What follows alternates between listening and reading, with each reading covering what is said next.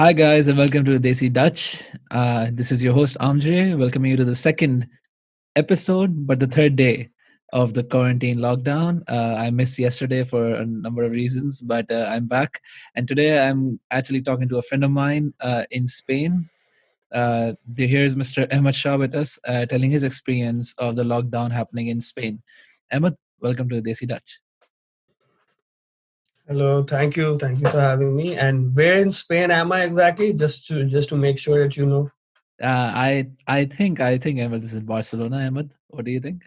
Yes, thank you. Good memory you have. Thank you for not mentioning it the first time.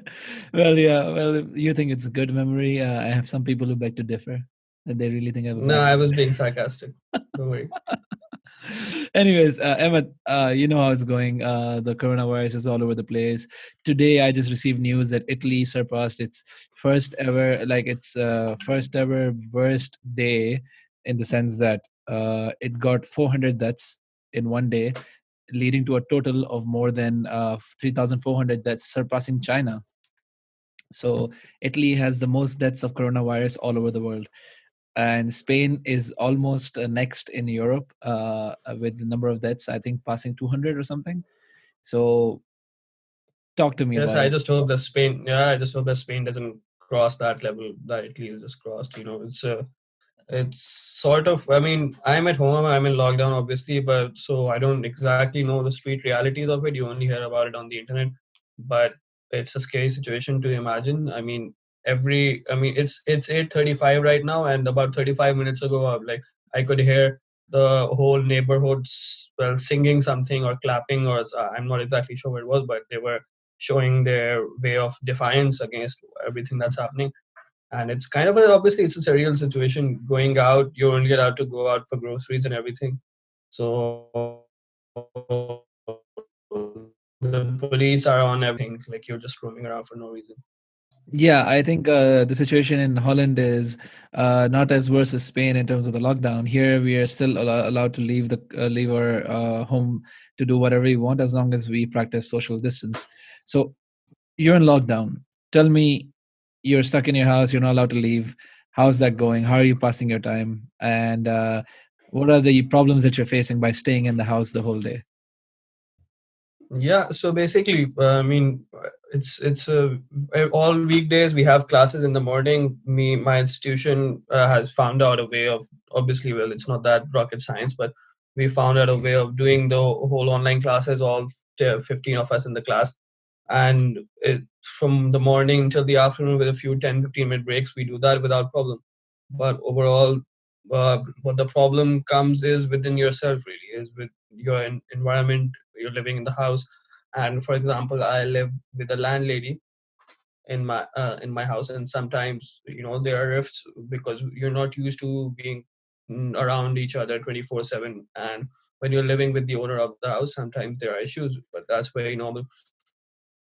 But obviously, sometimes when you're not used to having each other around 24/7, so you see things, you notice things that, well, I don't know, don't get the wrong meaning of that. You don't see a lot of extra stuff that you're not supposed to, but just in general, that no things happen that you get into arguments and stuff. That's about it. Yeah, and how are you coping with it? Because I live alone, so I do not really have that Like much of experience. Yeah.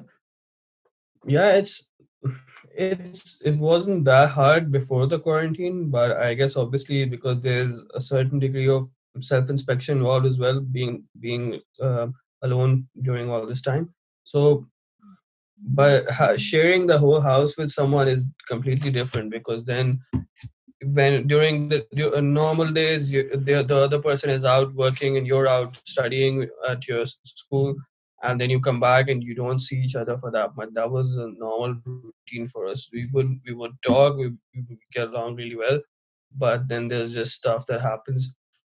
And when you're seeing each other 24/7, that stuff is inevitable and it's sometimes unavoidable. The best way to go about it is be rational. And even though it's hard because you're left alone, when you're alone with your thoughts, and sometimes that's not the best thing to happen to you. So the best way, in my opinion, to deal with stuff is try to be rational, and don't try and get overwhelmed by the situation, and please remember that the person you're living with is also human. They're also panicking sort of because of the situation. They're having problems, that the same problems you're having, maybe even worse. You don't know what's going on in their head, so you have to try and maintain a calm head and trying to solve all the problems. Yeah, I think that's great advice, because the biggest issue with social isolation is the fact that you are isolated from other people, but you are also with a lot of time. You're like you have a lot of time in your own hands, and with all of that time in your hands, you start thinking. And in our experience, we know that we've talked to people and we have discussed with a lot of people. People really do not like being alone with their thoughts. What do you think about that? Do you think that is something a person should be comfortable with? I'm personally very comfortable with my own thoughts, because I try to practice it. I try to practice mindfulness. I try to practice meditation for years, and the only thing that I learned from that is that you need to be comfortable with silence. What are your thoughts about that? Yeah, I completely agree. I mean, I feel like I'm also fairly comfortable with myself if I'm alone, but I don't think there's anything wrong with having issues being alone, because that's a very normal thing to happen to you when you're not used to being alone. So what happens normally, what I've seen is that, for example, my landlady, this is a habit that I want to start because of her. Like, she does yoga and everything, and her way of meditation really impresses me. But it's not something up till now I've been able to bring myself to do, but something I would definitely try and put into my daily routine in the future possibly. But when people are having problems, I think the best really, from what we've seen, like before, we a few days ago when we were talking in our group chats with people just looking to distract themselves with everything that's going on. But normally it's difficult because people are not used to the I know I've said that before, but when you're alone, start thinking about so much stuff. Like, for example, at our age, we don't some with a certain degree of uncertainty about the future, and we're all, well, most of us are working and everything. We have problems related to our jobs, related to our families, and all sorts of stuff. So when you have the whole headspace empty and you're free, relatively free compared to your normal day. So there's so much going on that you need to look for a distraction. That's where you try and do other things. Like, that's what you need to do if you need to look for distraction. Like, I try and search for documentaries and watch. Like, I've been watching some stuff to improve my language here in Spain, and just not just that, just any kind of stuff that you can find, especially when you're feeling like, okay, how can I deal with the quarantine? So you research on that. That's productive stuff. Any kind of productive stuff that induces you to think critically, or try and go on a self growth type of direction. So that's good for you. Yeah, I think there's a lot of stuff we can try to improve upon in terms of our growth and in terms of all of that thing that's happening around the world. But the real thing about coping for me is to keep yourself in a comfortable environment. Growth is all fine and well, but growth is supposed to be a little bit of uncomfortable. So what do you do? Talk us through, what do you do generally to pass the time?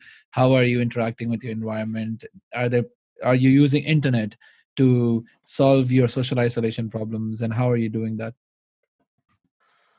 I think definitely internet plays a big part, because I mean, where else we can't go outside. What can you do? You have to stay at home. I mean, half the time, what I do is I try to, like, on a normal day, I would probably find a shortcut to food as well. So now that I have more time on my hand, I try to be a bit more creative and fix myself a proper meal, something like that.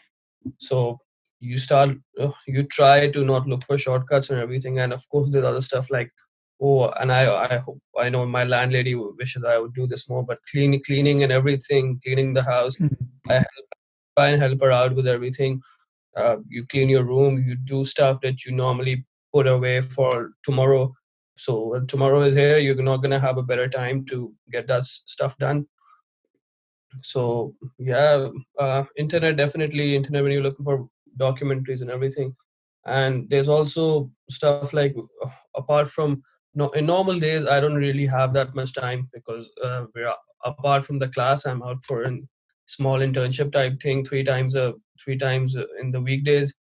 So in the evenings now I have time to look back at everything that I've studied in this semester so far, and just revise that and just make sure I'm not losing that along the way, and to just perfect everything that you've done, or all the practice, all the practical that you're doing. Yeah, that's great to hear. So, Ahmed, I think we're going towards the conclusion because we don't want this to be really long for people who are listening. So, tell me something. You talk about your studies a lot and everything. Can you tell our listeners what are you studying and what are you doing with that? I'm actually studying a specialized master's program in football coaching. It's called High Performance Football. It's for people who are aspiring to be coaches or managers, how they say it in English in England, because the word manager doesn't really exist in Spanish. So they call it entrenador, which is a sort of a coach. Mm. So yeah, that's what I'm studying. That's what my practices are here. That's what all the learning I do here is about. 3 times a week I go here and teach a team of girls here, an amateur team of girls here. That's pretty good because it's a good experience for me. It's completely different from our country. Of course, we don't have that much in terms of availability of coaching teams at a semi-professional or amateur level. So yeah, it's an incredible experience that I just hope to make the most of. Oh, that's great to hear. Maybe in due time, once the lockdown is lifted, when we're over through all of this problems, maybe you can go back to your coaching, and maybe you can the see where it takes you, right? One final thought for everybody who's listening. Do you have anything to recommend? Because everyone is in their houses locked up and internet is their friend. Is there anything, any game, any movies, any documentaries, any music that you want to suggest to our listeners if they're interested in understanding who Ahmed Shah is and what is his likes and his dislikes? Oof. In terms of movies and TV shows, I've said this to you before off air, but in over the last year, the only stuff that I've watched is Spanish language just to Mhm. improve my language. But well, one song that I've been listening to a lot these days is just uh, 25 in Barcelona, because I'm 25, I'm in Barcelona, and that's yeah, you're laughing. Yeah, that song, like some of the stuff, not all of it, some of the stuff really speaks to me because I'm of that age. I'm in Barcelona, and I'm very, very happy and being here surrounded by a foreign language. So yeah, that's about it. Thank you so much for your time, Ahmed. And I hope you had a good time as much as I did. And anything you want to say to our listeners? Oh, thank you so much for having me. Firstly, and yes, I hope you enjoy. I hope I wasn't that boring for you. And Well, thank you, Ahmed. And thank you, everyone, for listening. I'll talk to you next time.